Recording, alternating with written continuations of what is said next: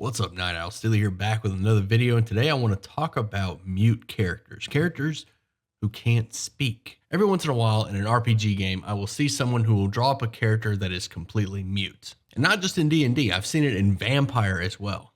Vampire. For those of you that don't know, Vampire the Masquerade is a very low combat, heavy role play, political intrigue game. And I've seen people draw up characters that can't talk. What always ends up happening in games like this is it kind of devolves into a game of charades, a game within a game, trying to figure out what this character wants. And before you know it, they're just talking out of character the entire time, which is horrible. If you can't play the character without talking out of character, you probably drew up a bad character. And I'm of course talking about players without disabilities playing these types of characters. If you're a player with a disability or playing with somebody with a disability, this is an entirely different situation that's outside of the scope of this video. There are three different kinds of mute characters that I want to talk about in this video, each with its own set of difficulties. The first and most egregious are the completely speechless characters, the characters that do not say a word. Maybe you're trying to make the strong silent type, like Sphinx from Gone in 60 Seconds, or the Chief in One Flew Over the Cuckoo's Nest. Those characters are great in a movie, but trying to play them in a D&D game or any other tabletop role-playing game doesn't work. And the reason for this is the character can't communicate with the party and can't communicate with NPCs.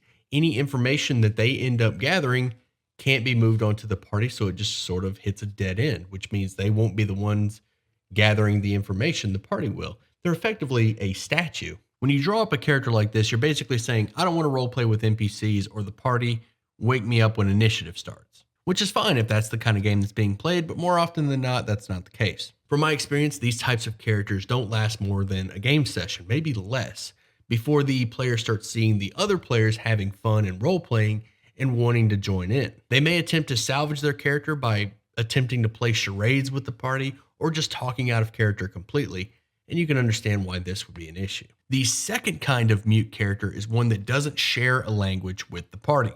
When you play a character that doesn't share a language with the rest of the party, you're effectively playing the first type of mute character, unless you have a translator. If you're playing a character like this and your translator is an object or some sort of magic item or a spell, it's a non-issue. It's just an extra step to your roleplay that can be taken away at some time. However, if your character's translator is another creature, then that becomes a problem because that creature needs to be played by somebody. These characters act as your character's mouthpiece whenever you want to say something to the party. A few examples of this: R2-D2 and C-3PO, Groot and Rocket, and Chewbacca and Han Solo. And again, these are fantastic characters in fantastic movies, but these types of characters don't work in a tabletop setting. And if your character's translator is a member of the party, then your roleplay with the party and NPCs is entirely dependent upon them, which means they have to be with you anytime you want to roleplay, and they can get dragged into conversations that they don't necessarily want to be a part of. And if they're not around, you're effectively the first type of mute character. From my experience with this type of character relationship, it eventually devolves into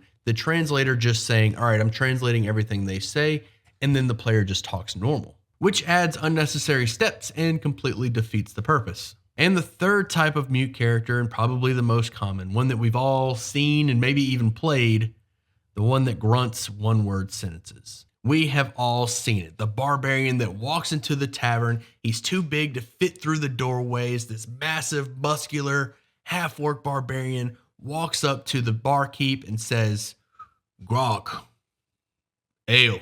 The novelty of these characters wears off quick, and it eventually becomes a game within a game trying to figure out what it is your character is trying to say. Danger. Grog smash. Ouch. Loot. Torch. Stop it. And obviously, I'm speaking in broad terms. There are some games where this could work, whether it be a dungeon crawl or maybe a one-shot.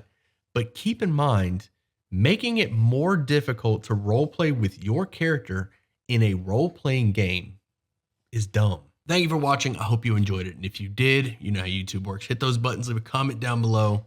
Have you played a mute character? How did it go? Let me know in the comments. And if you want to be a part of this D&D community, make sure you join the Discord. Link is in the description. Come by, ask questions. Let me know what you think. And as always, I'll see you at sundown.